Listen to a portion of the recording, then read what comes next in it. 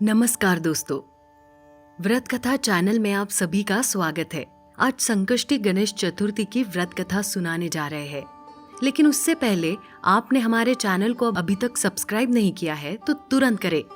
एक समय की बात है कि विष्णु भगवान का विवाह लक्ष्मी जी के साथ निश्चित हो गया। विवाह की तैयारी होने लगी। सभी देवताओं को निमंत्रण भेजे गए, परंतु गणेश जी को निमंत्रण नहीं दिया गया। सभी देवता अपनी पत्नियों के साथ विवाह समारोह में आए। उन सब ने देखा कि गणेश जी कहीं दिखाई नहीं दे रहे हैं। तब वे आपस में चर्चा करने लगे कि क्या गणेश जी को नहीं न्योता है या स्वयं गणेश जी ही नहीं आए हैं। सभी को इस बात पर आश्चर्य होने लगा। तभी सबने विचार किया कि विष्णु भगवान से ही इसका कारण पूछा जाए। विष्णु भगवान से पूछने पर उन्होंने कहा कि हमने गणेश जी के पिता भोलेनाथ भगवान को न्योता भेजा है। यदि गणेश जी अपने पिता के साथ आना चाहते हैं तो आ जाते, अलग से न्योता देने की कोई आवश्यकता भी नहीं थी। इतनी वार्ता कर ही रहे थे कि किसी एक ने सुझाव दिया, यदि गणेश जी आ भी जाए तो उनको द्वारपाल बनाकर बैठा देंगे कि आप घर की याद रखना। कि इतने में गणेश जी वहां आ पहुंचे और उन्हें समझा बुझा कर घर की रखवाली करने बैठा दिया। बारात चल दी। तब नारद जी ने देखा कि गणेश जी तो दरवाजे पर ही बैठे हुए हैं और रुकने का कारण पूछा। गणेश जी कहने लगे कि विष्णु भगवान ने मेरा बहुत अपमान किया है।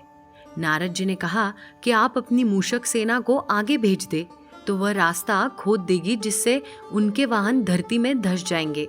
तब आपको सम्मान पूर्वक बुलाना पड़ेगा। जब बारात वहां से निकली तो रथों के पहिए धरती में धंस गए।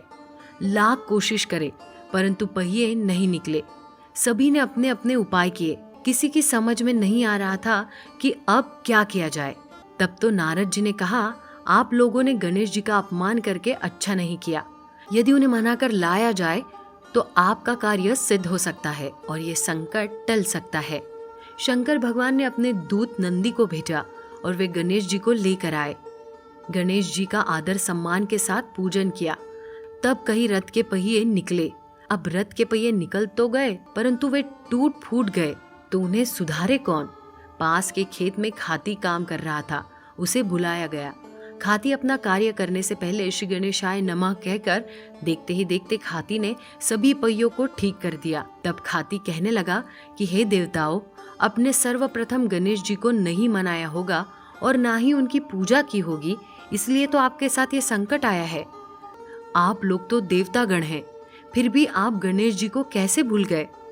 ऐसा कहते हुए बारात वहां से चल दी और विष्णु भगवान का लक्ष्मी जी के साथ विवाह संपन्न करा के सभी सकुशल घर लौटाए। हे गणेश जी महाराज, आपने विष्णु को जैसो कारज सरियो ऐसो कारज सबको सिद्ध कर दो।